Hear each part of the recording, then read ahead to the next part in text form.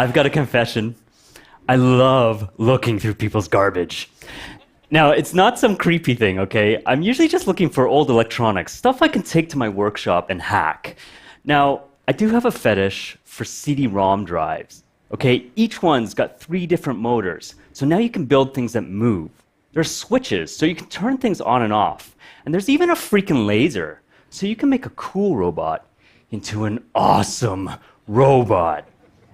Now, I've built a lot of stuff out of garbage, and some of these things have even been kind of useful. But here's the thing. For me, garbage is just a chance to play, to be creative and build things to amuse myself. This is what I love doing, so I just made it part of my day job. I lead a university-based biological research lab where we value curiosity and exploration above all else. We aren't focused on any particular problem, and we're not trying to solve any particular disease. This is just a place where people can come and ask fascinating questions and find answers. And I realized a long time ago that, if I challenge people to build the equipment they need out of the garbage I find, it's a great way to foster creativity.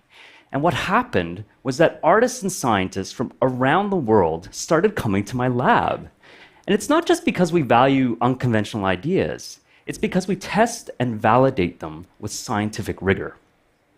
So one day I was hacking something, I was taking it apart, and I had this sudden idea. Could I treat biology like hardware? Could I dismantle a biological system, mix and match the parts, and then put it back together in some new and creative way? So my lab started working on this, and I want to show you the result.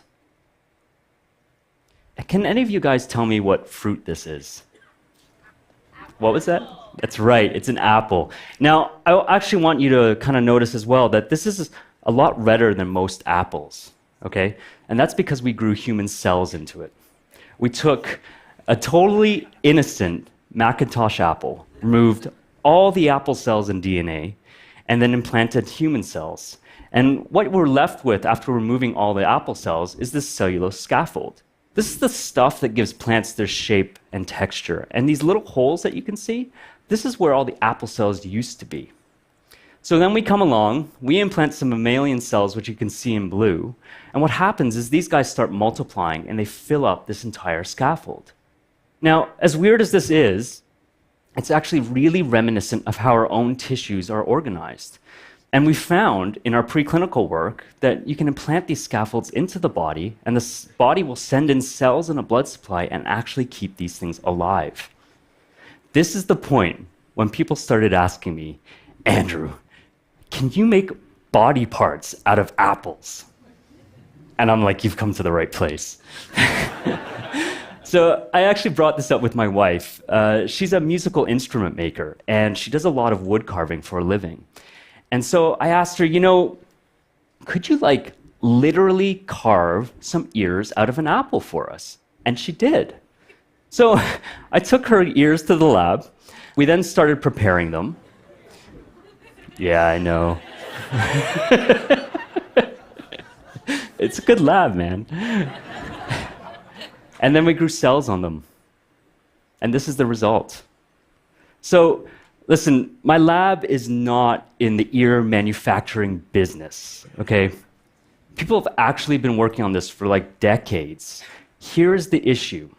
Commercial scaffolds can be really expensive and problematic because they're sourced from proprietary products, animals, or cadavers.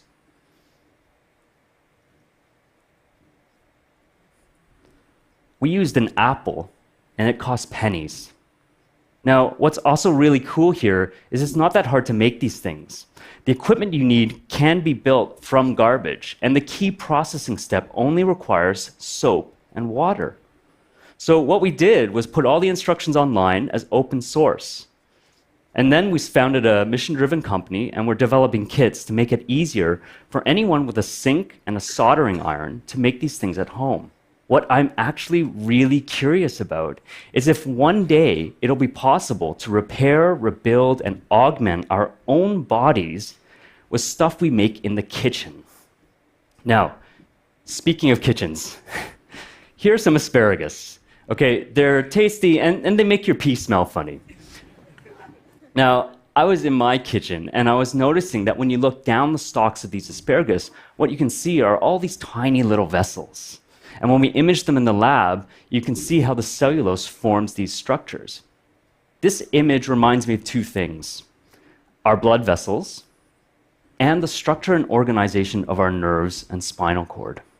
So here's the question: can we grow axons and neurons down these channels? And because if we can, then maybe we can use an asparagus to form new connections between the ends of damaged and severed nerves, or maybe even the spinal cord.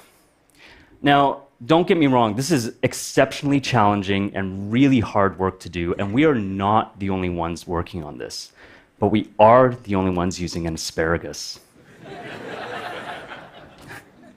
And right now, we've got really promising pilot data, and we're working with tissue engineers and neurosurgeons to find out what's actually possible.